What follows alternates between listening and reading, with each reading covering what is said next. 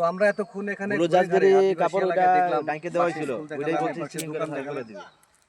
ঘুরে ঘুরে যা দেখলাম আসলে এখানকার জীবিকা নির্বাহ করার যে উদ্দেশ্য সেটা হচ্ছে মেন হচ্ছে তামাক। আর তারা যে জুম চাষ করে, তামাকটা হচ্ছে জুম চাষের ভিতরে পড়ে। জুম চাষ বলতে আমরা সম্মিলিত একটা সবজি বা খাদ্য তালিকার মধ্যে ধরে রাখি। আর মেনে হচ্ছে এখানে তামাক চাষ।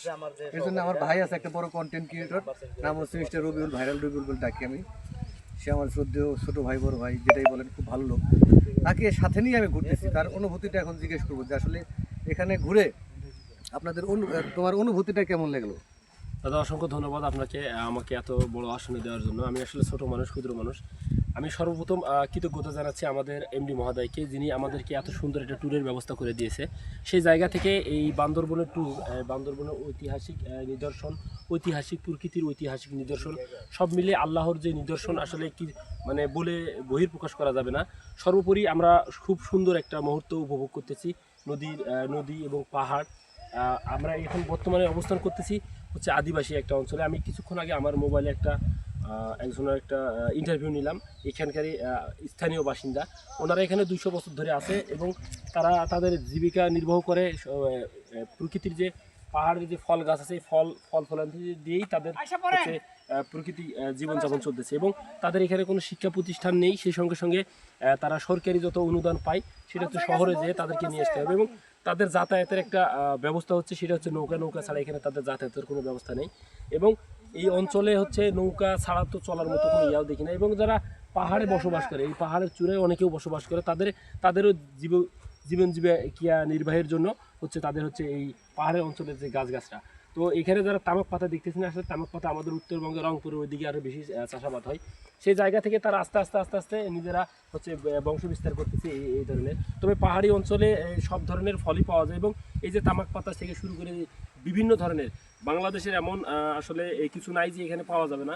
সেই জায়গা থেকে আমার কাছে অনেক ভালো লেগেছে। এবং যারা আসছে, আমাদের সহপাঠী যারা আসছে, তাদের এক এক করে তাদের কাছ থেকে হচ্ছে আমি ইন্টারভিউ নিয়েছি। সেই জায়গা থেকে সবাই বলছে যে না, বান্দরবন। আর আমি একটা কথা আমার ভিডিওর মাধ্যমে এবং আপনার ভিডিওর মাধ্যমে আমি বলতেছি যে হচ্ছে টুরিস্টরা ঘোরার জন্য অনেক টাকা নষ্ট করে কক্সবাজার যাওয়ার দরকার নেই। আমি মনে করবো যে বান্দরবন বেটার। এখানে সামাজিক সব কিছুই মিলে আর কি ভালো পাওয়া যায়। আর কক্সবাজারে আমরা ভিডিওর মাধ্যমে দেখি বা অনেকের মধ্যে শোনা যায় যে আসলে কক্সবাজার হচ্ছে একটা অশ্লীল এরকম একটা জায়গা। সেই জায়গা থেকে বান্দরবন আমার কাছে বেটার লেগেছে। দাদা অসংখ্য ধন্যবাদ। অসংখ্য ধন্যবাদ ভাই রবিউল, তাকে একটি কথা বলার জন্য। যে আমি পুরো বলেছিলাম যে এখানে নাকি আদিবাসীদের মেন হচ্ছে তামাক চাষ। আসলে মেন চাষ তামাক না, এখানকার মেন উদ্দেশ্য জীবিকা নির্বাহ হচ্ছে তাদের ফল ফলাদি, যেমন কলা, তেঁতুল, বড়াই, এগুলো বিক্রি করে তারা জীবিকা নির্বাহ করে। আর বললো যে এখানকার যে অনুদান সরকারি যারা পায়, মানে এরা যারা পায়, তারা অনেক দূর থেকে নিয়ে আসতে হয়। আর যাতায়াত ব্যবস্থা হচ্ছে একমাত্র ট্রলার বা ছোট ছোট ডিঙ্গি নৌকা। আমি এখন শোয়ানোর জন্য সেগুলো থেকেই এখানকার মানুষ জীবিকা নির্বাহ করে। ধন্যবাদ। ভিডিওটি ভালো লাগলে অবশ্যই লাইক শেয়ার করে দিবেন। আমার ভাই রবিউল এর জন্য দোয়া করবেন সবাই, যে সামনে দিকে আমার সাথে সাপোর্ট করবেন, যেমন সামনে দিকে ভালো কন্টেন্ট আপনাদের দিতে পারে। সে যেন সামনে ভালো কিছু করতে পারে, সে একটা আশা নিয়ে ইউটিউবে অনেক কাজ করে। আমি অনেক দূরে করি যদিও, তার সাথে সে আমার ছোট ভাই, সে আমাকে বলে দাদা আমি তো ইউটিউবে কোনো কিছু করতে পারিনি, তো আপনি আমাকে একটু হেল্প করেন, সাপোর্ট করেন। তাই ইউটিউবে রবিউল ভাইকে, ওনার একটা পেজ আছে, পেজের নামটা বলে রবিউল ইসলাম। সেই রবিউল ইসলাম স্যার তার মুখ থেকে সাবস্ক্রাইব বা সাপোর্ট করে তাকে হেল্প করবেন।